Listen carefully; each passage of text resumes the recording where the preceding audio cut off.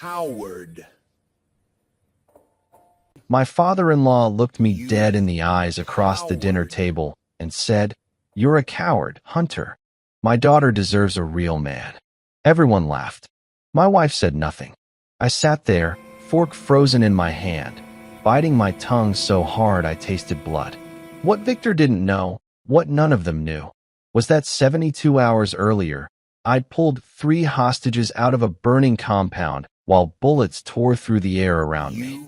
Hit like, subscribe for more betrayal stories, and comment your city or country. The thing about being humiliated is that it happens in slow motion. Every second stretches out like you're drowning, and everyone around you is just watching. That's exactly how I felt sitting at Victor's dining table that night, surrounded by my wife's entire family, while her father tore me apart piece by piece.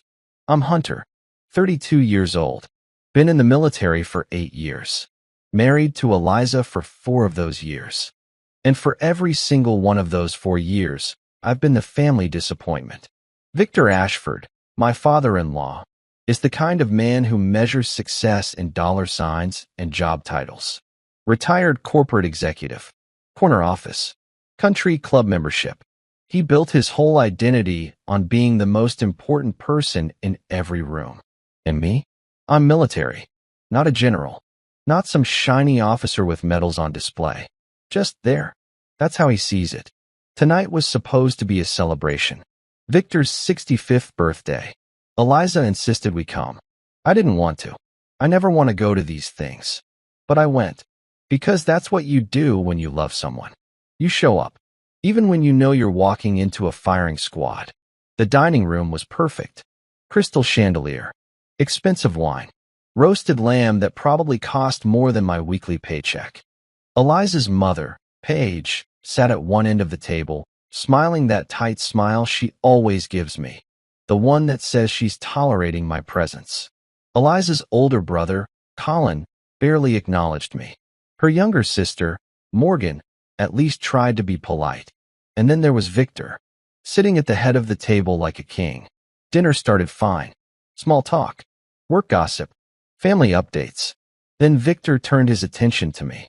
"So, Hunter," he said, swirling his wine. "Still at the same position? What's it been now, 8 years?"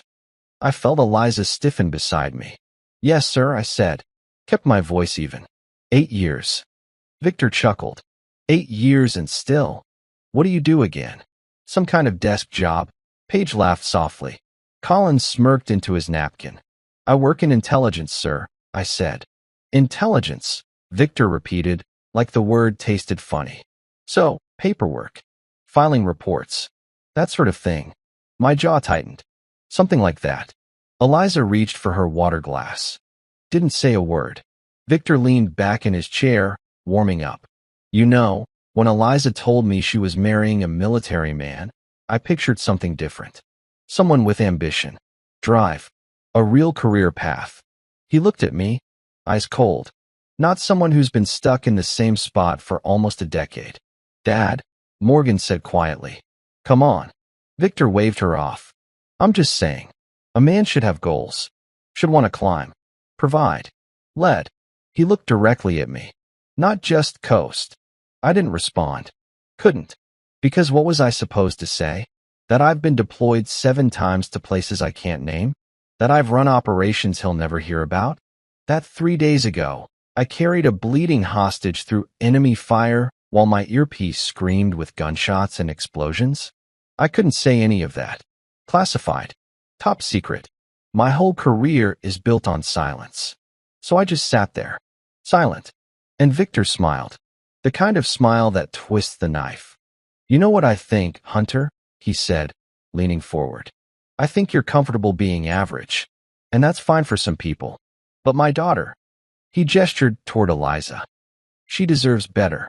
She deserves a man with backbone." The room went quiet. Eliza stared at her plate. And that's when he said it. "You're a coward, Hunter. My daughter deserves a real man." Paige covered her mouth, but her eyes were laughing. Colin snorted. Morgan looked away, uncomfortable. Eliza said nothing. I put my fork down carefully. My hands were shaking. Not from fear. From rage. From the sheer effort it took not to flip that table and tell Victor exactly who I was. What I'd done. What I'd seen. But I didn't. I just looked at him. Right in the eyes. And I saw it. The satisfaction. He wanted this. He wanted to break me in front of everyone. Prove I wasn't good enough. Excuse me, I said quietly. Pushed my chair back. Walked out of the dining room. No one followed me. I stood on the back patio, hands gripping the railing, breathing hard. Inside, I could hear them laughing. Victor's booming voice. Someone clinking glasses. Life going on like I didn't exist.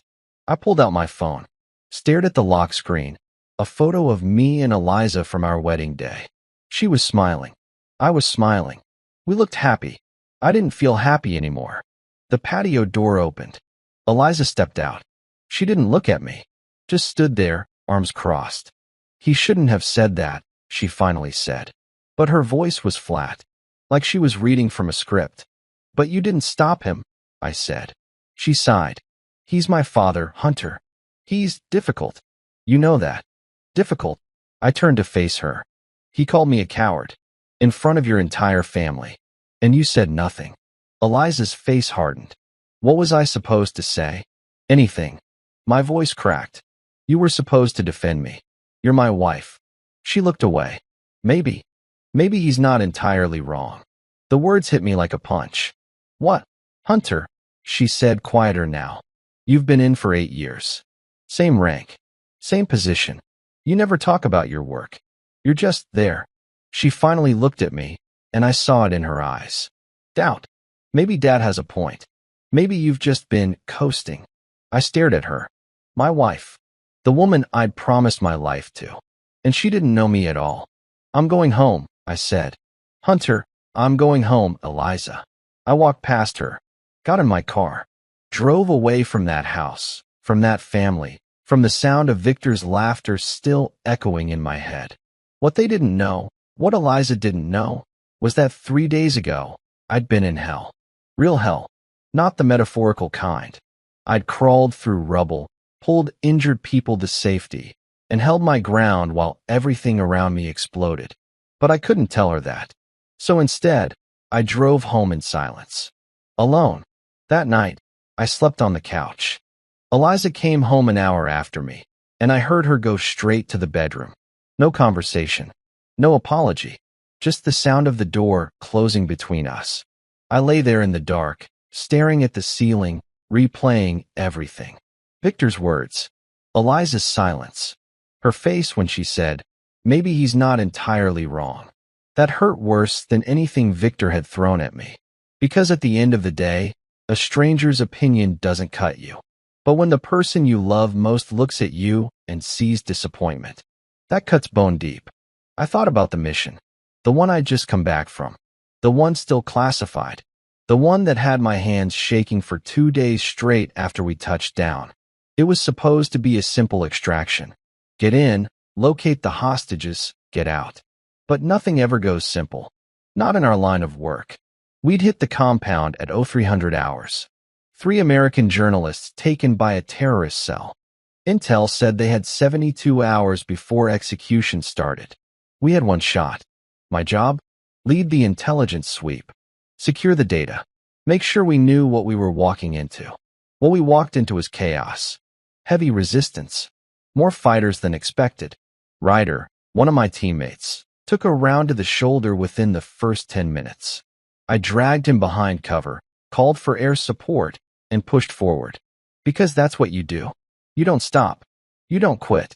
I found the hostages in a basement room. Zip-tied. Blindfolded. Terrified. One of them, a woman, mid-30s, reporter from Boston, was barely conscious. Dehydrated. Beaten.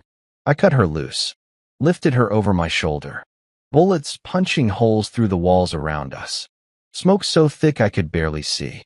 My helmet cam recording everything. Stay with me, I told her. We're going home. And we did. All 3 hostages. Ryder. The whole team. We made it out. But I couldn't tell Eliza that. Couldn't tell Victor. Couldn't tell anyone. So instead, I was a coward. A man with no backbone. Someone just there? I must have fallen asleep at some point because I woke up to sunlight cutting through the blinds and the sound of Eliza moving around the kitchen. I sat up, rubbed my face, and walked in. She was making coffee. Didn't look at me. Morning, I said. Morning. Flat. Cold.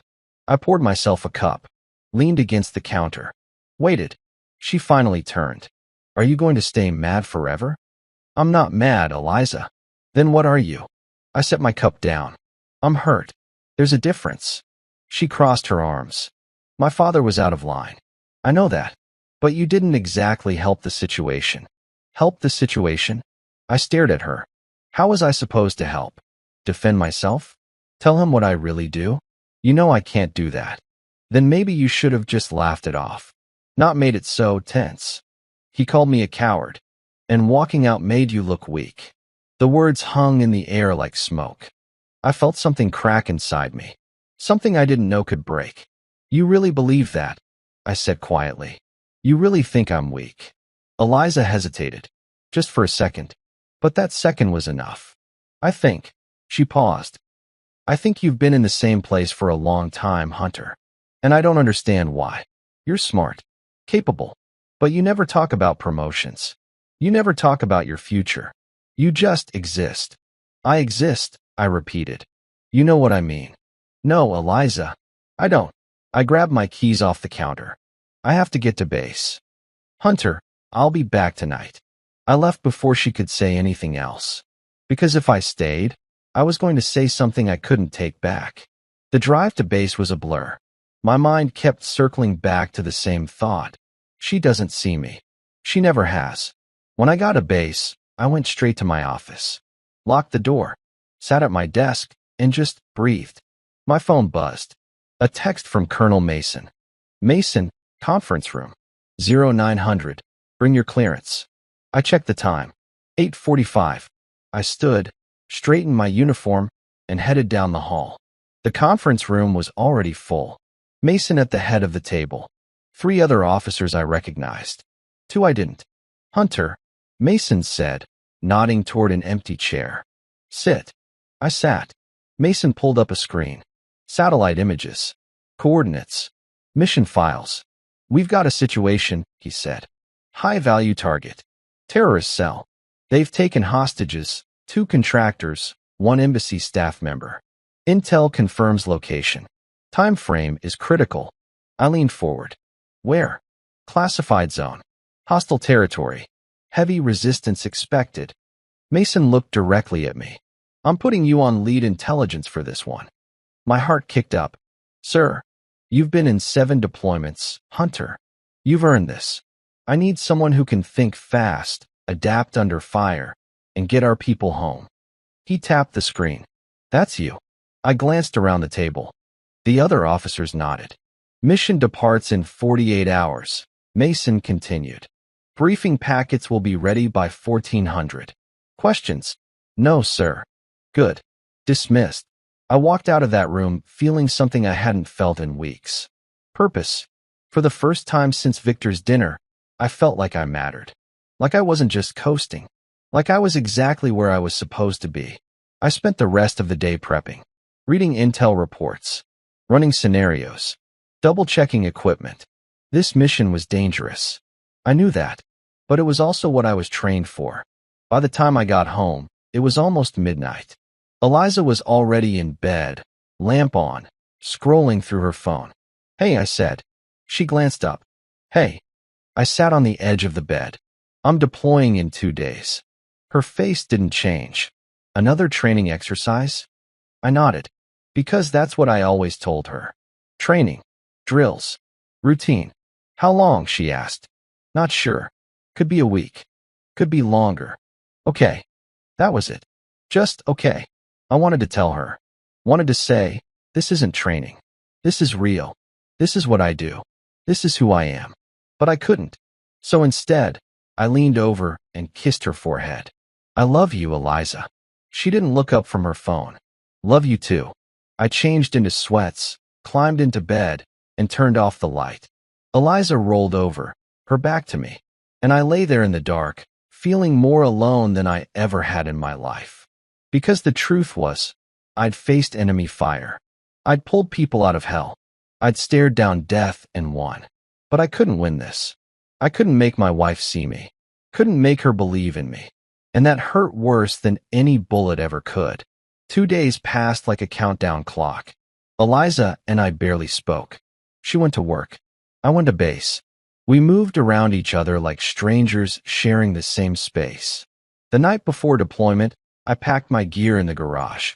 Tactical vest, comms equipment, medical kit. Everything had to be perfect. One mistake out there could cost lives.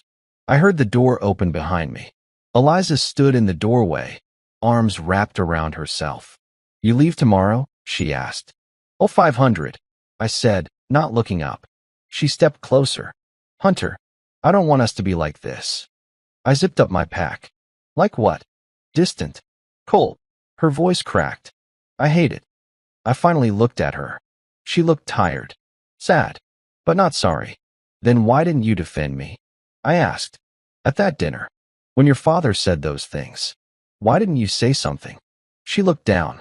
"I don't know. That's not good enough, Eliza. I was scared, okay?" She looked up, eyes wet. Scared of making it worse. Scared of choosing sides. I just froze. I wanted to believe her. Wanted to pull her close and tell her it was okay. But it wasn't okay. "I needed you," I said quietly. "And you weren't there." A tear slipped down her cheek. "I'm sorry." I nodded. "I know." She reached for my hand. I let her take it. "Come back safe," she whispered. "I always do." She kissed me. Soft. Desperate. Like she was trying to hold on to something slipping away. When she pulled back, she looked at me like she wanted to say more. But she didn't. She just turned and walked back inside. I stood there for a long moment, staring at the empty doorway. Then I grabbed my gear and loaded it into the truck. The next morning, I was wheels up by 0600. Our team loaded onto a transport plane, 12 of us total. Ryder was there, shoulder patched up, but cleared for duty. He clapped me on the back as I sat down. "Ready for another one?" he asked. "Always," I said. Mason walked down the aisle, handing out mission packets. When he got to me, he stopped. "You good, Hunter?" "Yes, sir." He studied me for a second. "You seem off." "I'm fine, sir." "Focused." He nodded. "Good. Because this one's not going to be easy. Intel says the hostages are being moved in 36 hours. If we don't hit them before that, we lose them." "Understood." Mason moved on. I opened the packet. Photos of the hostages. 2 contractors, both men, late 40s. 1 embassy staff member, a woman named Natalie, mid-30s. All American. All counting on us. The flight was 8 hours. I used the time to memorize every detail. Maps. Entry points. Fallback positions. Backup extraction routes. By the time we landed at the forward operating base, I had it all locked in. We hit the ground running. Briefing tent. Final intel updates. The compound was heavily guarded. 20 to 30 hostiles. Weapons cache on site. The hostages were in a basement structure. Reinforced concrete. 1 entry point. "This is going to be tight," Mason said, pointing at the map. "We go in fast, extract faster. Hunter, you're with the advance team. Your job is to secure the hostages and get them to the evac point. Ryder, you're on Overwatch. Everyone else, suppression and coverage." We geared up. Checked weapons. Comms. Night vision. Everything. Ryder looked over at me. "You ever get tired of this?" "Of what?" "Running into hell." I strapped on my helmet. "It's what we do." He grinned. "Damn right." We moved out at 2200 hours. The desert was dark, silent. Our convoy rolled toward the target zone, lights off, engines barely humming.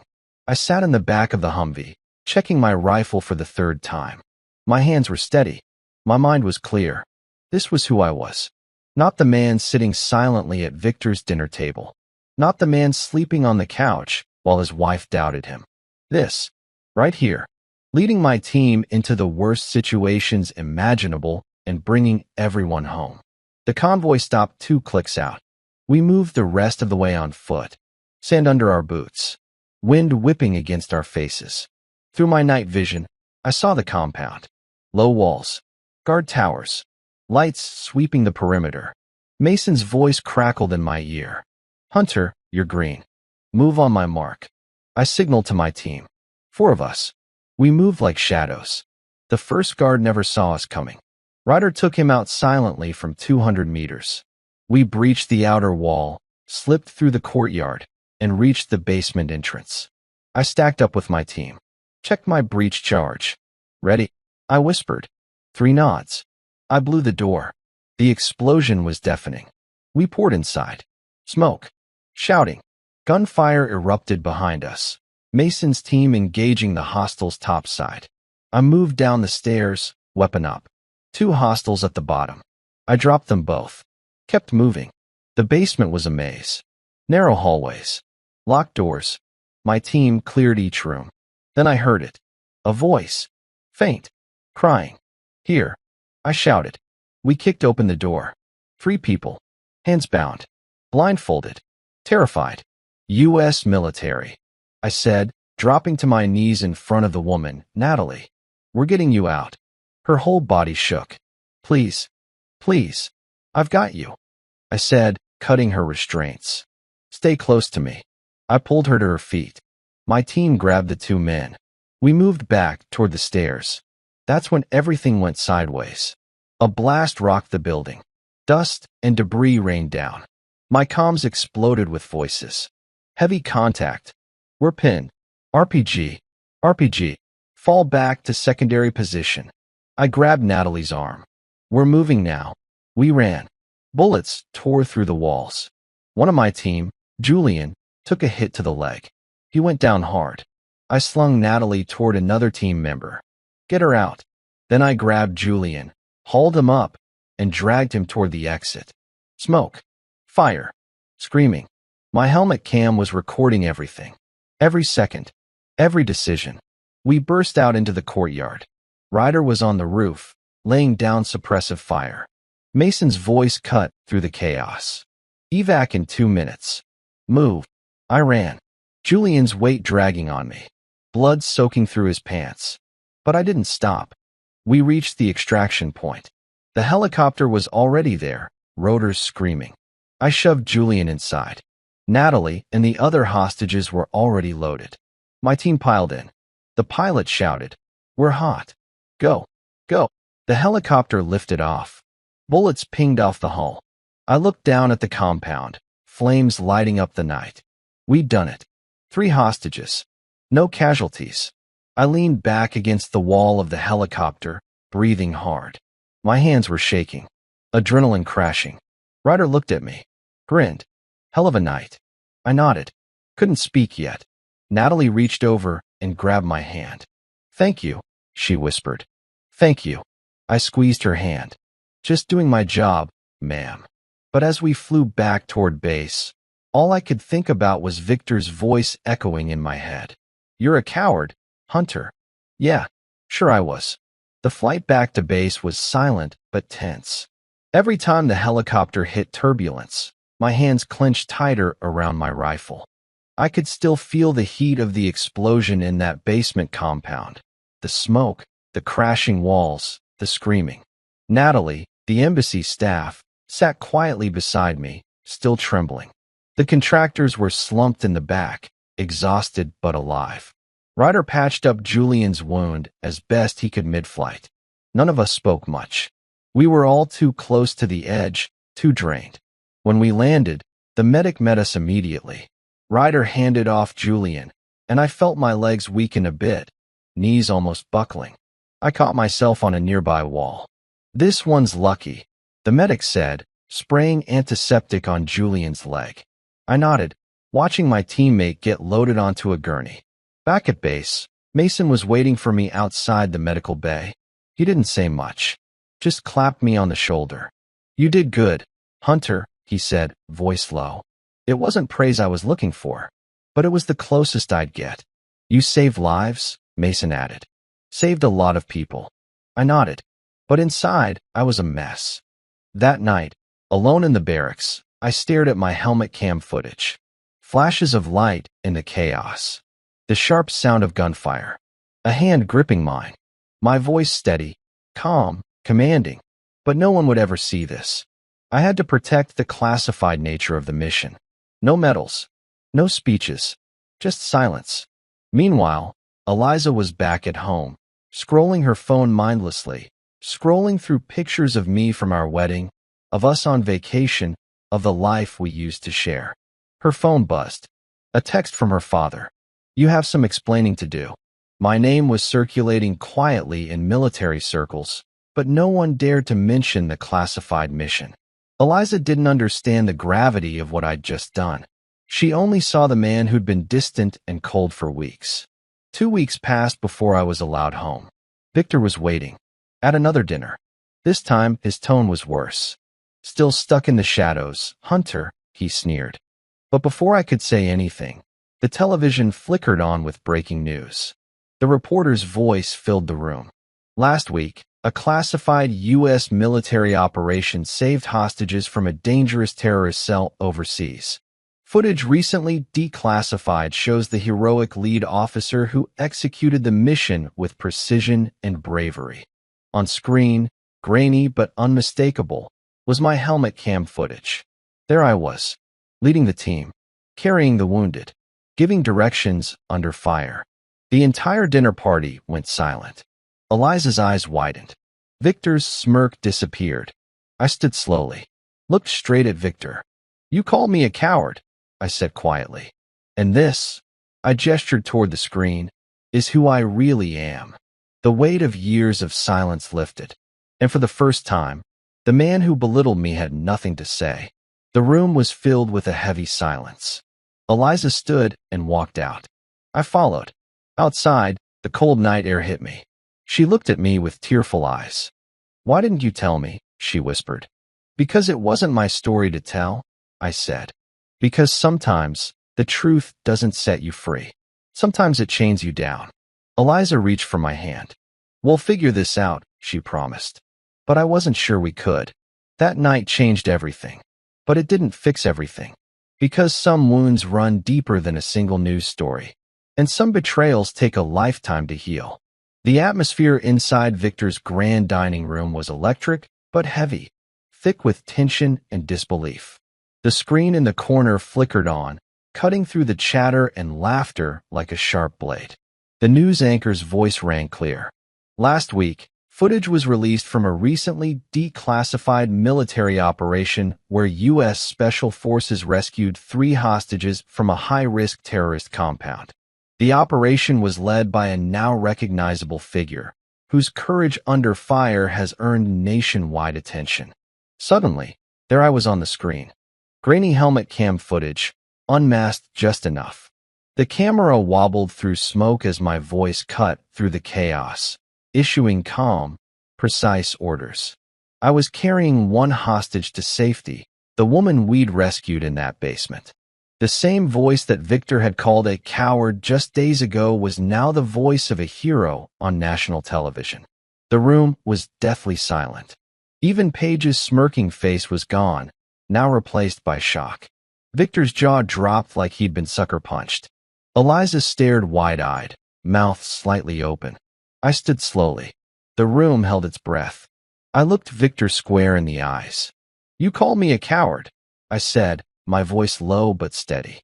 "This," I gestured at the TV, "is the truth you chose not to see." Victor's eyes flickered, confusion, embarrassment, disbelief. He said nothing. For the first time, I felt my silence had power. But the worst part wasn't Victor's shock. It was Eliza's silence, as if she were wrestling with the new picture of me she'd never wanted to see. After the broadcast ended, no one moved. Everyone sat frozen. Finally, silence cracked. Eliza got up and hurried out. I followed her to the patio, where the cold air stung my face. She looked at me, her eyes glistening. "Why didn't you tell me? Why keep this hidden?" Her voice trembled between grief and anger. "It's complicated," I said, swallowing hard. "I'm bound by duty and secrecy. But this mission wasn't the first, and it won't be the last. I wanted you to know me beyond all that, but I couldn't." She shook her head, voice breaking. "I thought I knew you. I thought you were just someone who gave up." I never gave up, I said. I fought every day. For my country. For you. For us. Her tears fell like rain. I don't know if I can pretend anymore. I wanted to hold her, but the weight of years of distance and lies held me back. Back inside, the family gathered themselves. Victor sat stiff as stone, face pale.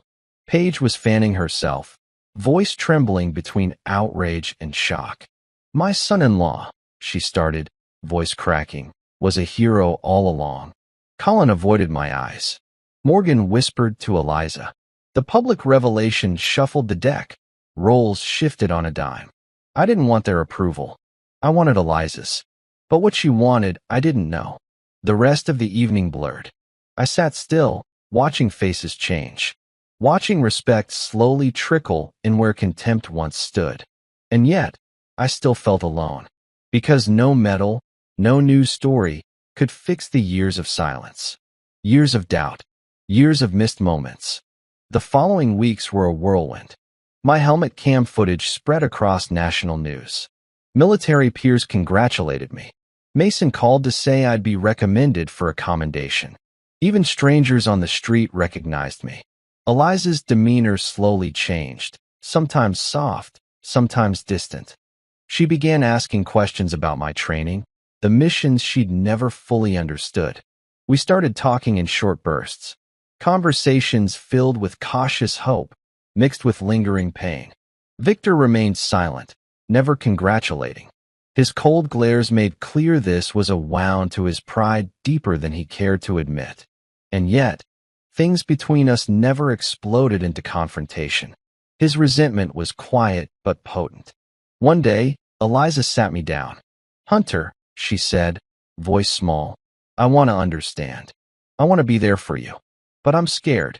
I nodded, understanding the fear. Then let's start small, I said. She smiled faintly. We began rebuilding. Slowly. That night, alone, I stared out the window.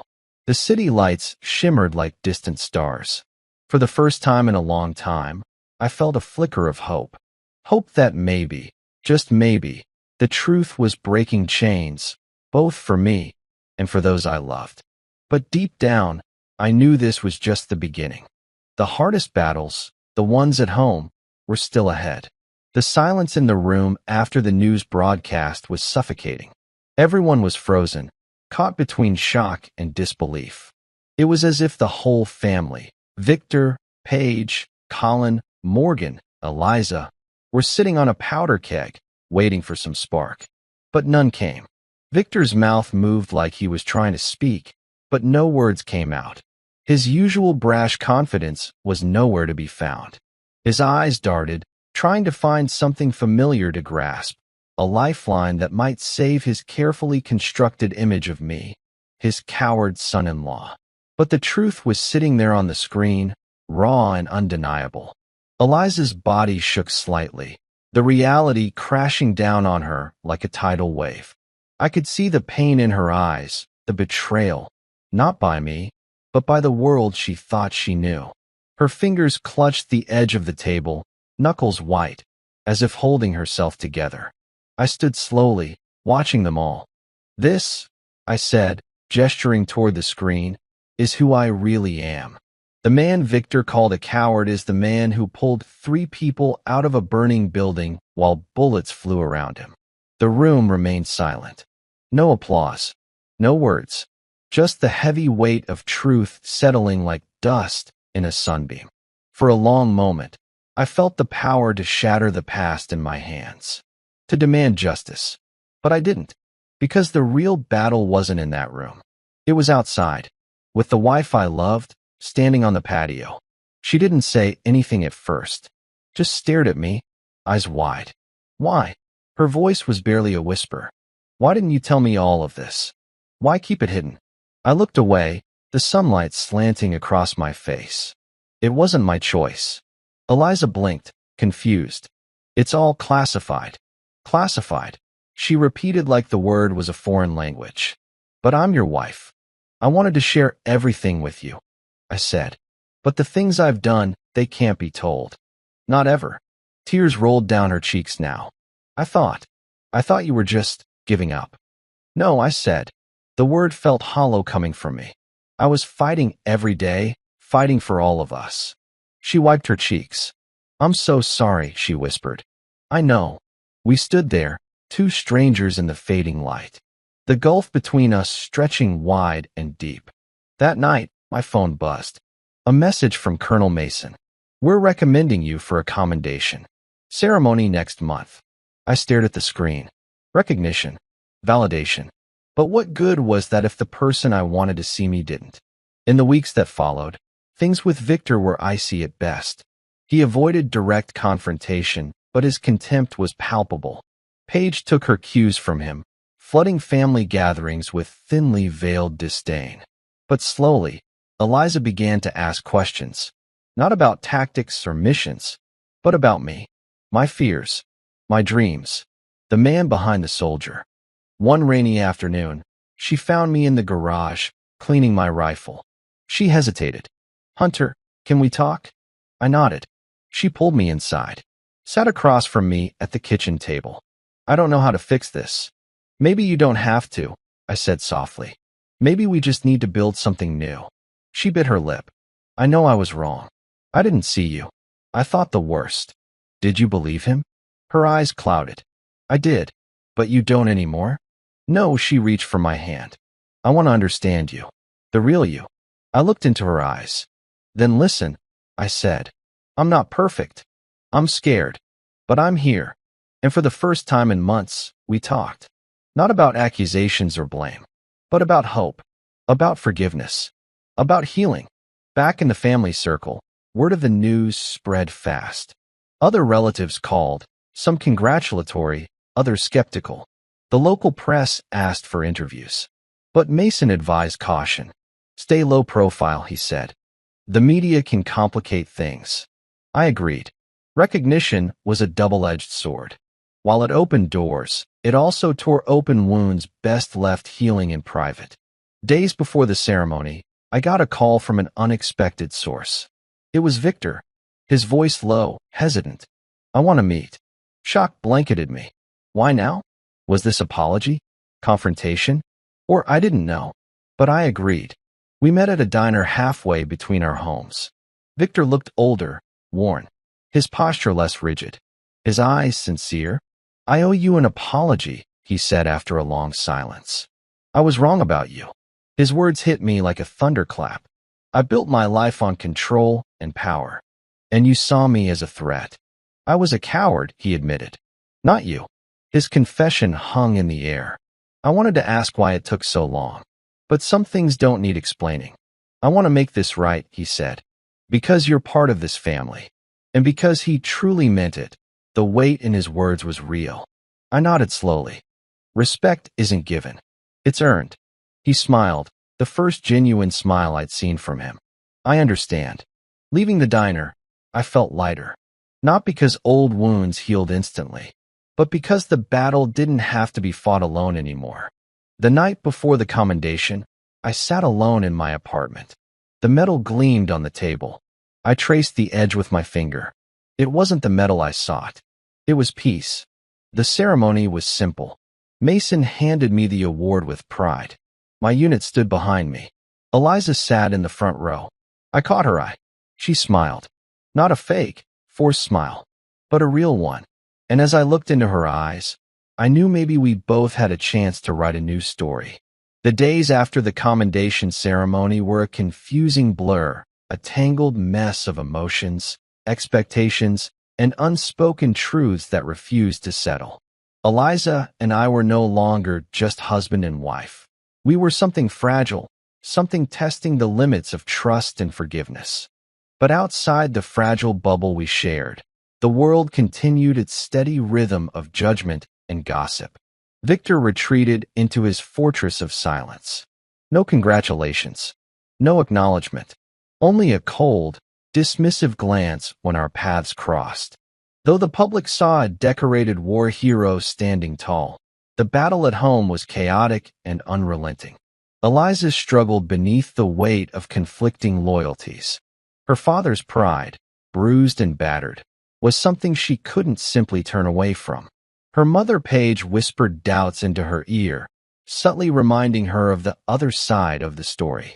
Victor didn't mean those things, Paige said. He was just upset. Eliza folded under the pressure, torn between defending the man who'd wronged me and standing beside me, the one who'd bled in silence. Her brother Colin was colder still. He barely acknowledged me beyond curt nods at family events. Morgan, her sister, wavered, sometimes kind, sometimes distant. Navigating this delicate family web was emotionally exhausting for Eliza. One evening, Eliza laid her cards on the table. She sat across from me in our small kitchen, the modest apartment a sharp contrast to the Ashford mansion's grandeur. "Hunter," she said quietly, eyes searching mine, "I need you to understand something." I nodded, waiting. "This isn't just about what happened at dinner or the ceremony," she continued. "It's about years of silence, years of feeling shut out." I swallowed. "I thought you didn't want me to know." "You never spoke," she said bluntly. "I thought you were ashamed." The truth cut deep. I was scared, I admitted. Scared that the person I was, the missions I carried out, wouldn't be enough for you. Her eyes softened. "But now," she asked. "Now, I want you to know everything," I said. Her fingers brushed mine. "Then I'm ready to listen," she whispered. But the path toward healing wasn't linear. One day, the storm broke. Eliza confronted Victor. It was an explosive confrontation that tore open wounds long sutured with silence. "You humiliated him," she said, voice trembling with rage. "In front of everyone. You made him feel less than he is." Victor's face was hard as stone. "I was protecting my family," he said, "by tearing down mine." Eliza's eyes blazed. "I won't stand for it anymore." Victor said nothing, just stared. The fracture in their relationship finally became visible. Paige watched from the sidelines, her disapproval clear. The family's foundation, once solid, now cracked and crumbled. Meanwhile, my own circle of brothers in arms closed ranks. My team reached out. Ryder called every evening. "You're not alone," he said. "We've got your back." I found solace in their camaraderie, a balm against the coldness of my in-laws. Eliza surprised me one night with a letter. Not a text, not a verbal apology. A letter. Pages of raw emotion, regret, and hope. She poured her heart onto paper, confessing her shame for doubting me, acknowledging her blindness to my sacrifices. She wrote of her desire to rebuild trust, brick by brick. I read the letter over and over. Tears blurred my vision. Answers I wasn't sure I deserved. The weeks stretched into months. My memories of war, the smoke, the gunfire, the fear, still haunted my dreams. But at home, a different kind of war raged. One of patience, of forgiveness, of learning to see each other in the light of truth, not the shadows of doubt. The morning of the ceremony arrived with a strange quiet. I woke early, the apartment still dark, and found Eliza already awake in the kitchen, staring at her coffee. She looked up when I entered. "Today's the day," she said softly. I nodded, pouring myself a cup. "Are you nervous?" she asked. "A little," I admitted. "Not about the medal. About what it means." She tilted her head, confused. "What does it mean?" I sat across from her. "It means everyone will see me the way I've always been. But the question is, will that change anything?" Eliza reached across the table, her hand covering mine. "It already has," she whispered. The ceremony was held at the base auditorium, a large formal space I'd walked through 100 times, but never as the center of attention. Press lined the back wall, cameras ready. Military brass filled the front rows. My unit, Ryder, Julian, and the rest, stood in formation to my right, their uniforms crisp, their faces proud. I scanned the crowd, searching, and then I saw her, Eliza, standing near the back, dressed in a simple navy dress, her hands clasped in front of her. She looked nervous, but she was there. That was enough. Victor was not. Neither was Paige. But Morgan stood beside Eliza, offering her sister support. It was a small gesture, but it mattered. Colonel Mason took the podium. His voice boomed across the auditorium. "Today, We honor a soldier whose courage under fire saved 3 American lives and secured critical intelligence that has prevented further attacks on our forces abroad. The room fell silent. Staff Sergeant Hunter Callahan exemplifies the values we hold sacred: duty, honor, sacrifice. His actions on the night of October 7th went above and beyond the call of duty. Mason gestured for me to step forward. My legs felt heavy as I walked toward him. The audience rose to their feet. Applause filled the space. I stood at attention, heart pounding. Mason pinned the medal to my chest, then stepped back and saluted. I returned the salute. Flashbulbs popped. Cameras clicked. But all I could focus on was Eliza's face in the back of the room. She was crying. After the ceremony, people swarmed me. Handshakes. Congratulations. Strangers thanking me for my service. It was overwhelming. Ryder clapped me on the back. You did it, man. You earned this. Julian limped over, still recovering. Thanks for pulling my ass out of that fire, he said with a grin. I laughed, the tension finally breaking. Anytime, brother. Mason pulled me aside. The press wants a statement, he said. You don't have to give one. I glanced toward Eliza. She was waiting, hovering near the exit.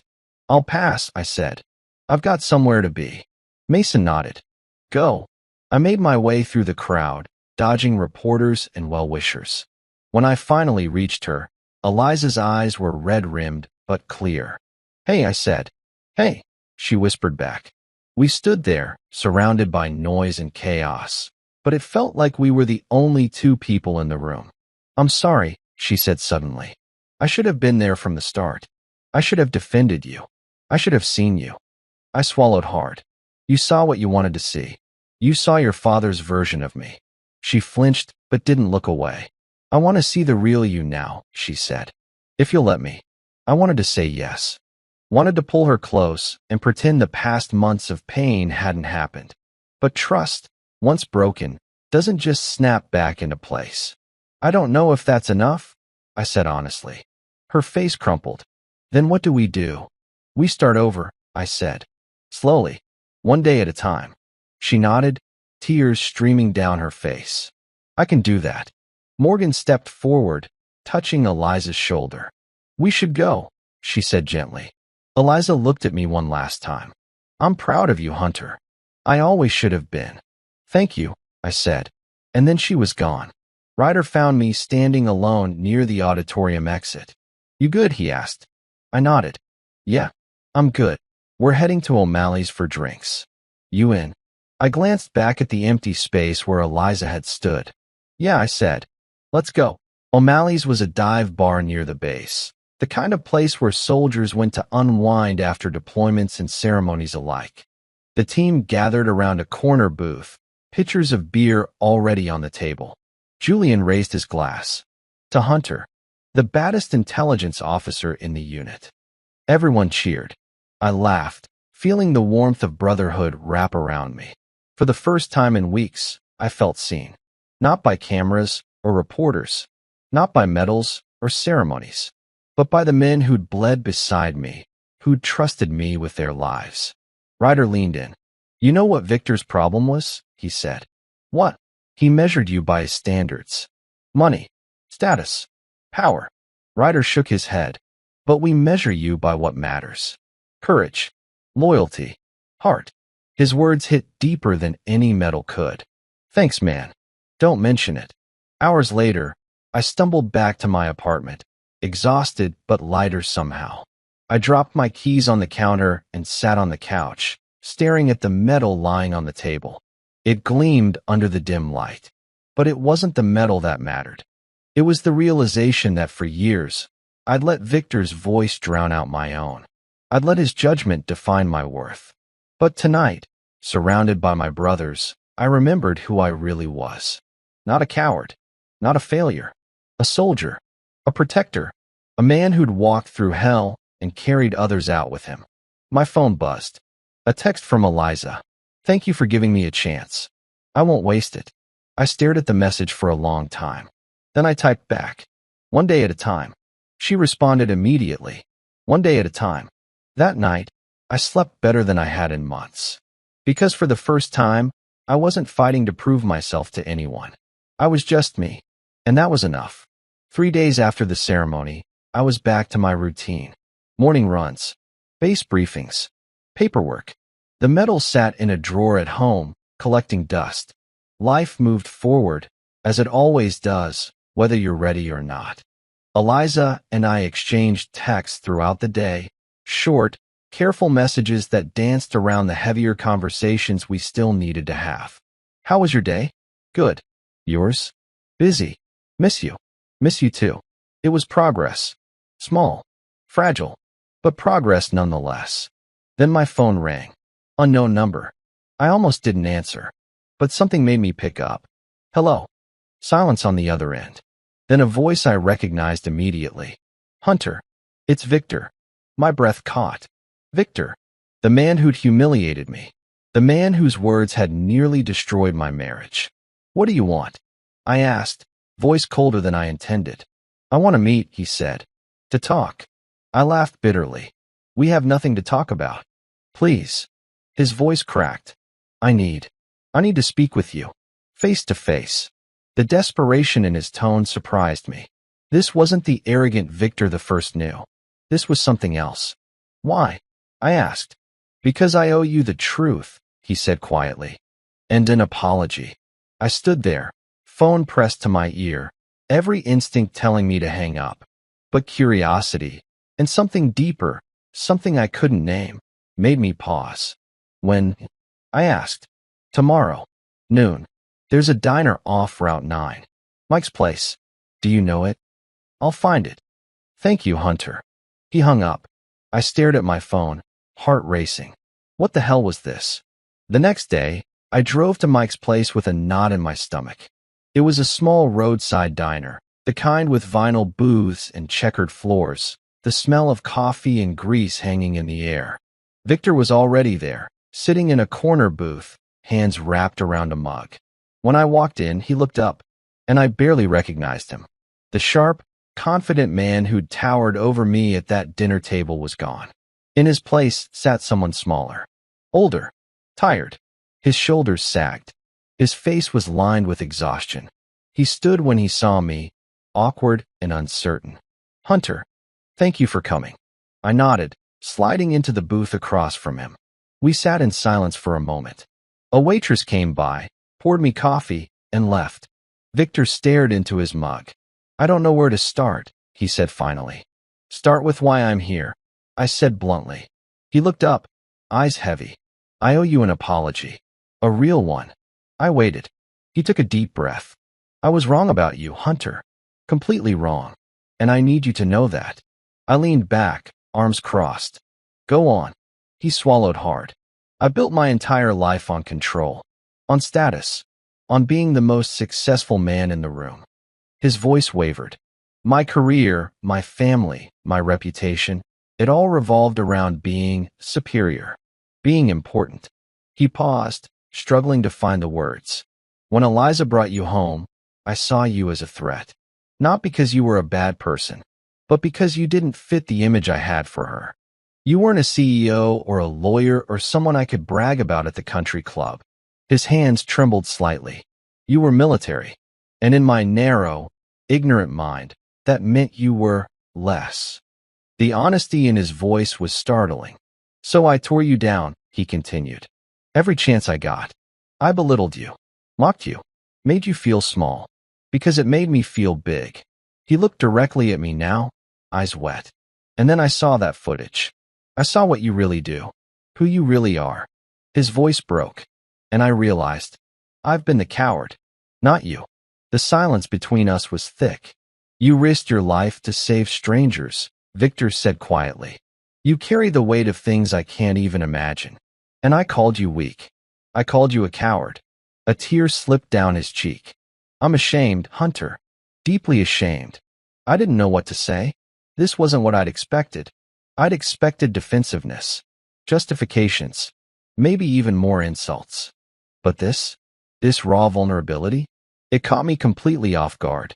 Why are you telling me this now? I asked. Because Eliza is falling apart, he said. She loves you. More than I realized. And I've poisoned her against you with my judgment and my arrogance. He wiped his eyes. She's torn between loyalty to me and love for you. And that's my fault.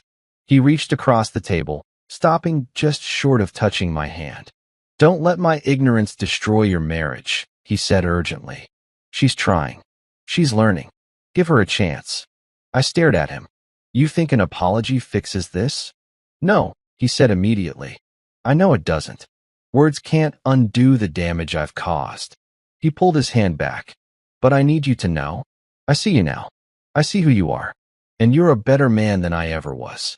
The weight of his confession settled over me like a heavy blanket. I wanted to stay angry.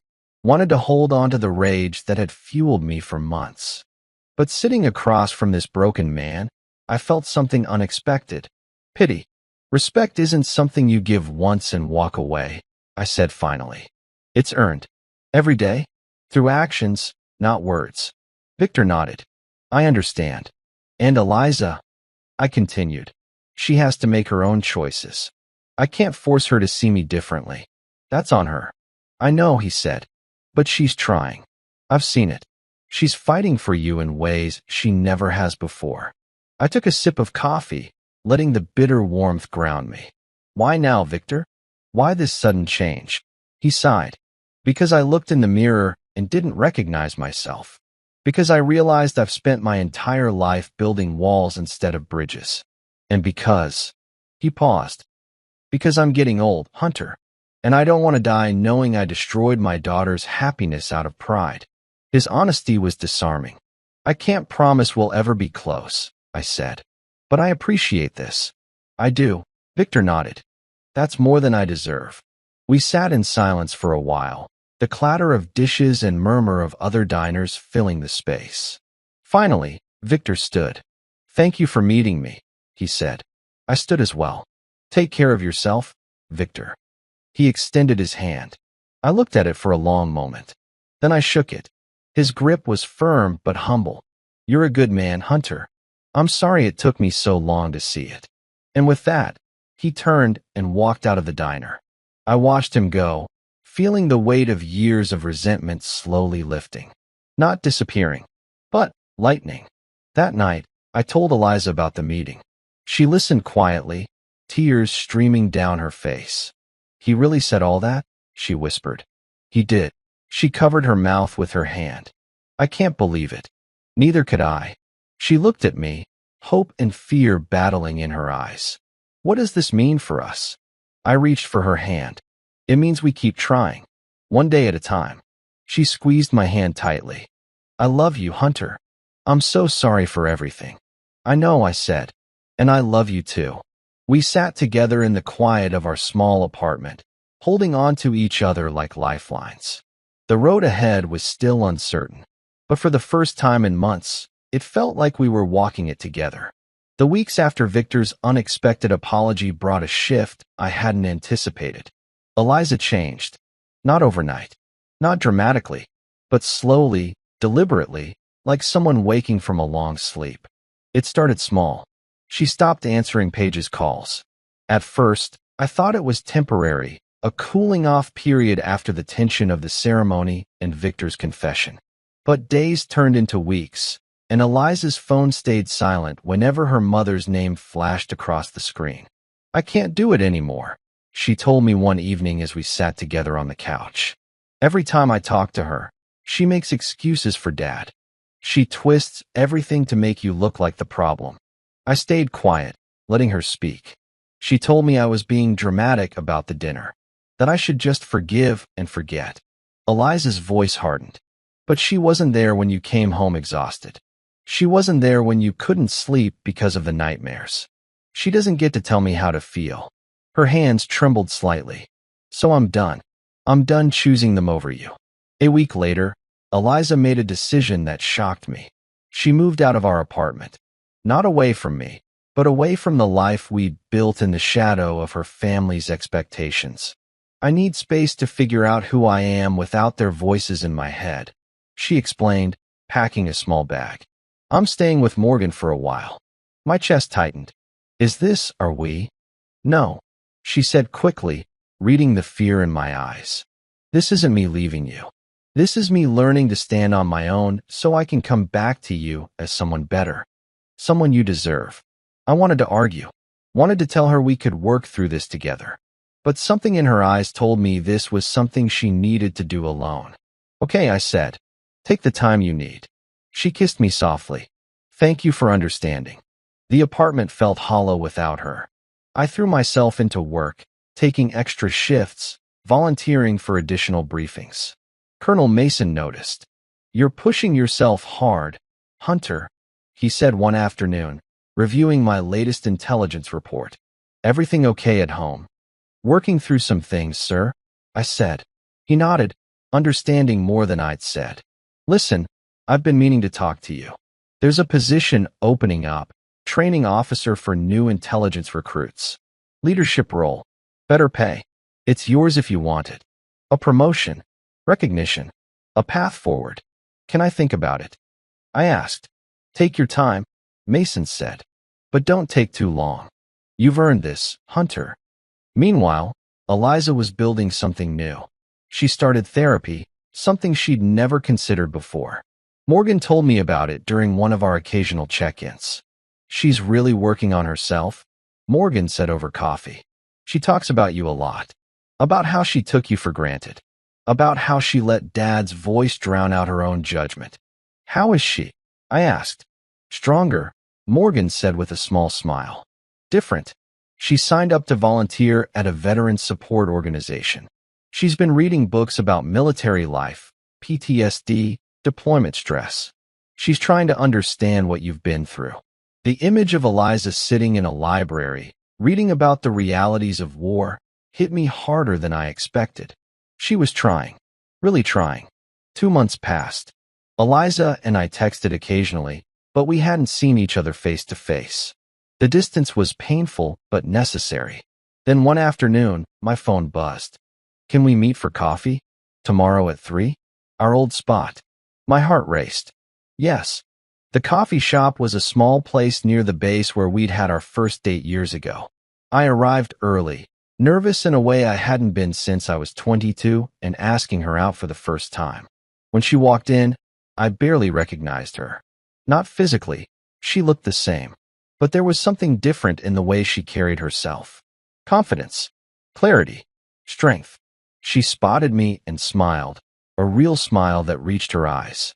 Hi, she said, sliding into the seat across from me. Hi, I echoed. We sat in silence for a moment, the weight of months of separation hanging between us. You look good, I said finally. So do you, she replied. Another pause. Then she leaned forward, hands folded on the table. Hunter, I didn't come here to ask for forgiveness. I came here to show you that I've changed. That I'm changing. I listened. I've been in therapy for 8 weeks now. I'm learning about myself, about the ways I let my family control my thoughts and my actions, about how I enabled their treatment of you because it was easier than standing up to them. Her voice was steady, no tears, no drama, just truth. I've been volunteering at the Veterans Resource Center. I've met spouses of service members. I've heard their stories, and I've realized how little I understood about what you go through. She paused, swallowing hard. I read about classified operations, about the psychological toll, about the silent soldiers have to carry. Her eyes met mine. And I'm sorry, Hunter. I'm so sorry for not seeing it before. I felt my throat tighten. I don't want to ask you to take me back, she continued. I want to ask, what do you need from me? What would it take for us to try again? Her question caught me off guard.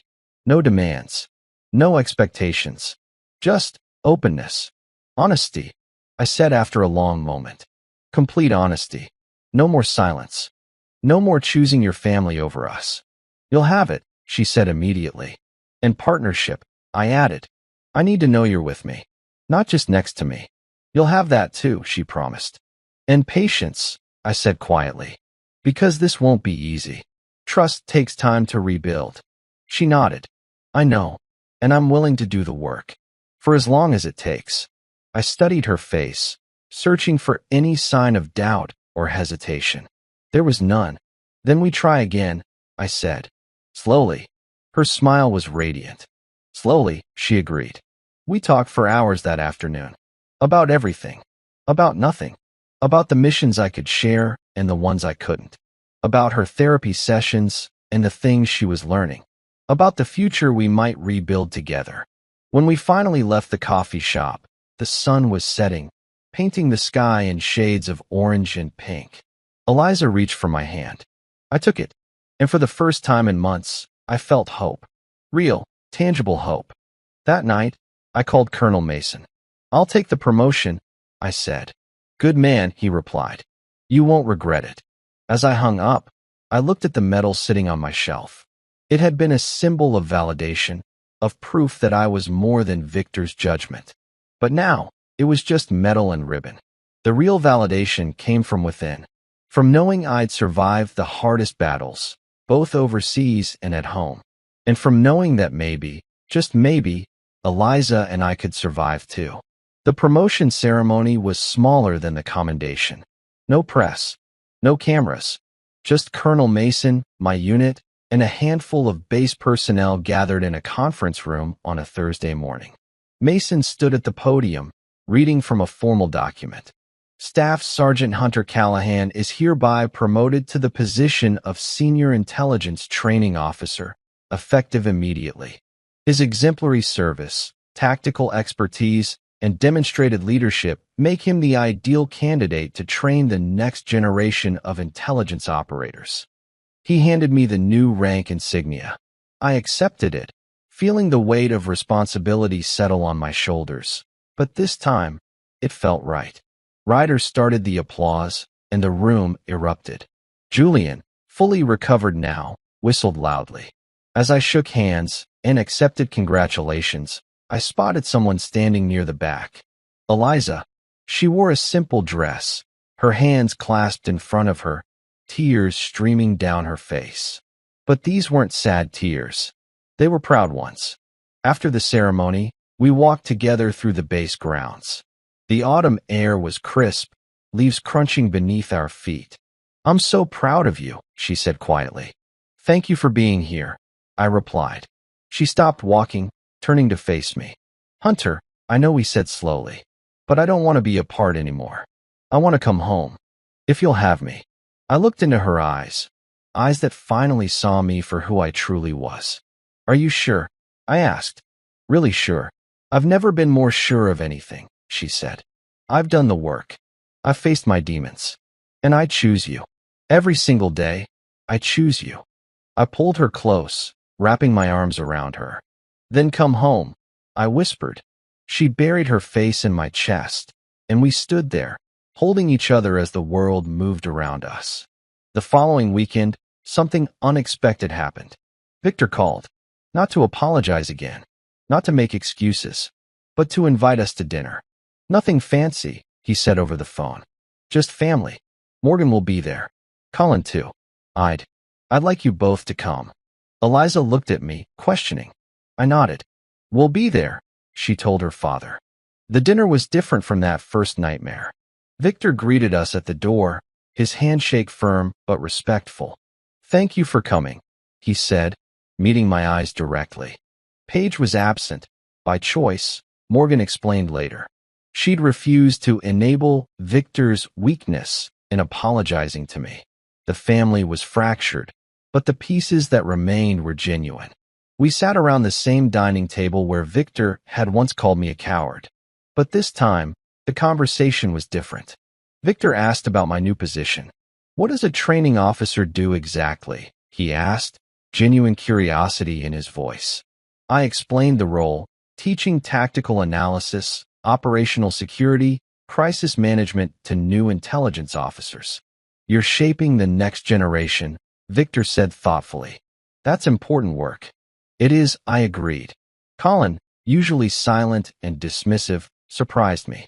I saw your commendation footage, he said. That was intense. I had no idea.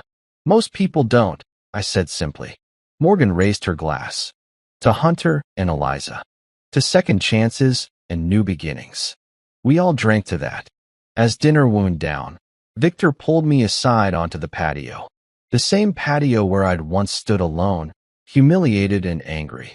I want you to know something, Victor said, staring out at the darkening sky.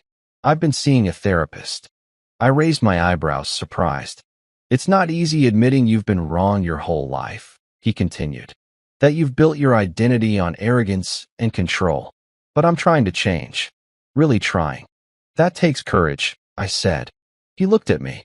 I spent my whole life thinking courage meant dominance. Power.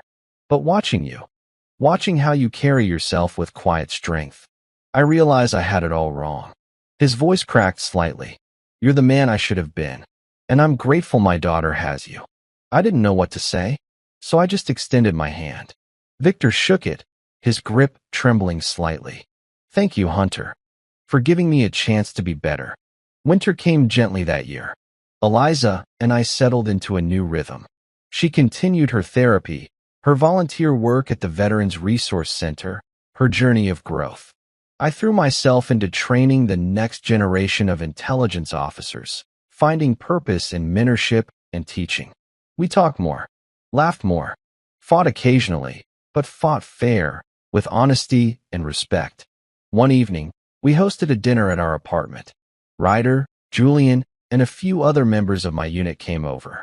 Eliza cooked, nothing fancy, just good food and better company. As we sat around the small table, Ryder raised his beer. To Hunter, the man who saved my life, and now has to deal with training officers who'll never be as good as him. Everyone laughed. Julian leaned forward. Real talk, though? Hunter, you carried me out of hell. Literally.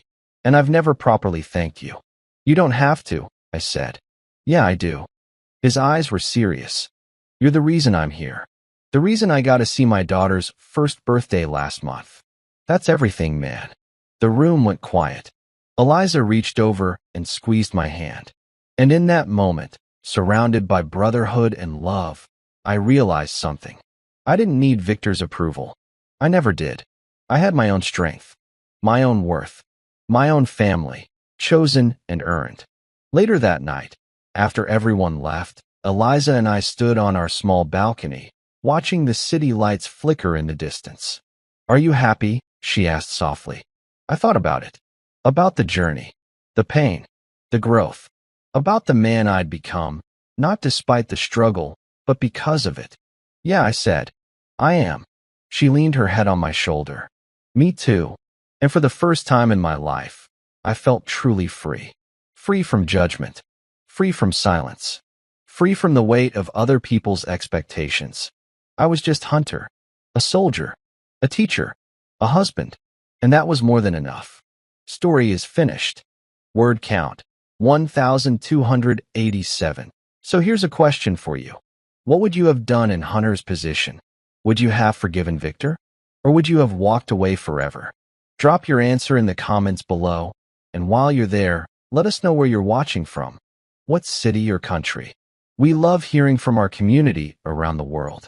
If this story touched your heart, moved you, or made you think, please hit that like button and subscribe to Betrayal Stories Lab for more powerful stories of heartbreak, revenge, and healing. Your support means everything and helps us bring you more epic tales. And here's the important question. What kind of stories do you want to hear next? Military revenge? Family betrayal? Cheating spouse justice? Workplace drama?